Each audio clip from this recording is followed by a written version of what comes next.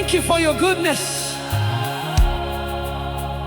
Thank you for your grace and mercy. Thank you for every blessing, both seen and unseen. May your peace rest upon every family listening today.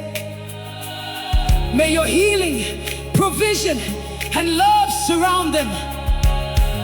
We give you all the glory and honor, for you alone are good. In Jesus' mighty name.